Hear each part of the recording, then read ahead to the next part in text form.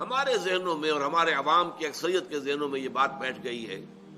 جب ہم مسلمان ہیں تو ہماری نجات تو لازماً ہو جائے گی، جنت تو ہمارا پیدائشی حق ہے، ہم چاہے زانی ہیں، شرابی ہیں، یہ ہیں وہ ہیں، لیکن تیرے محبوب کی امت میں ہیں، جب امت محمد کے اندر ہے ہم شامل صلی اللہ علیہ وسلم، تو پھر ہماری شفاعت تو ہو جائے گی۔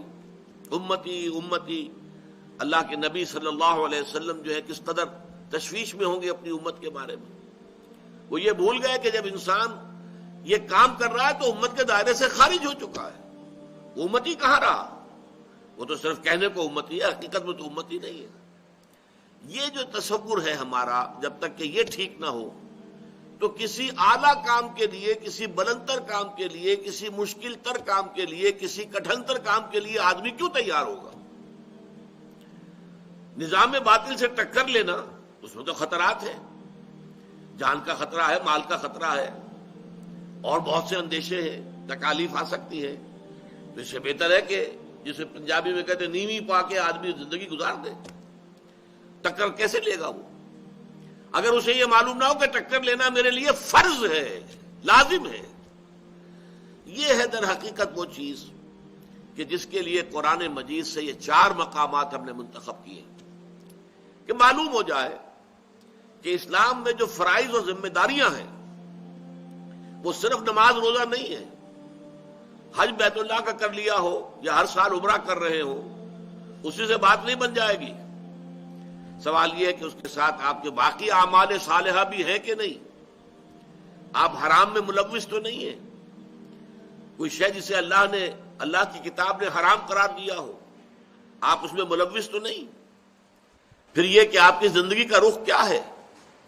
آپ باطل کی چاکری کر رہے ہیں، ملازمت کر رہے ہیں، باطل کو پروموٹ کر رہے ہیں، باطل کو سپورٹ کر رہے ہیں۔ آپ کو معلوم ہے ہمارے ہی خاص طور پر پنجاب سے فوجی گئے تھے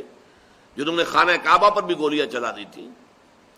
ہمارے ہاں سے لوگ گئے تھے انگریز کے ساتھ، جنرل ایلنبی کے ساتھ،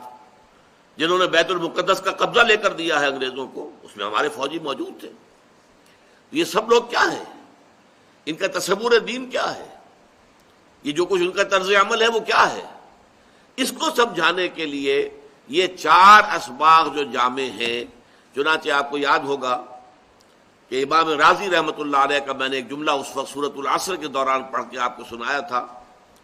کہ وہ کہتے ہیں اعلم ان ھذا الآیہ فیہا وعید شدید، جب سورۃ العصر کہتی ہے کہ نجات ممکن نہیں ہے جب تک کہ 4 شرطیں پوری نہ کرو، ایمان، عمل صالح، تواصی بالحق، تواصی بالصبر، 4 شرطیں پوری کرو گے تو نجات ہوگی ورنہ نہیں ہے۔ والعصر ان الانسان لفی خسر الا الذین آمنوا وعملوا الصالحات وتواصوا بالحق وتواصوا بالصبر۔ اعلم ان هذه الآیہ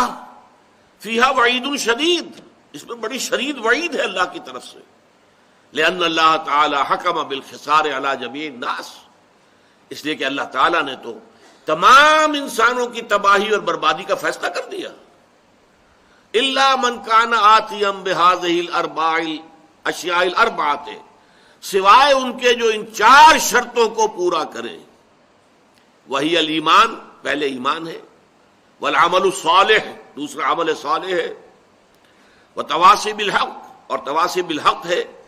وتواصی بالصبر، اور تواصی بالصبر ہے۔ وَدَلَّ ذَلِكَ، یہ الفاظ ذرا نوٹ کیجئے اور یہ اردو میں بھی آپ کو سمجھ میں آ جائے گا، دلہ دلالت کرنا، وَدَلَّ ذَلِكَ، اس سے دلالت ہوئی اس بات کی طرف، رہنمائی ملی اس بات کی طرف، ان النجات، کہ نجات جو ہے آخرت میں عذاب الہی سے بچ جانا، چھٹکارا پا جانا، ان النجات معلقۃ بمجموع هذه الاشیاء، کہ نجات جو ہے ان 4 چیزوں کے مجموعے پر معلق ہے۔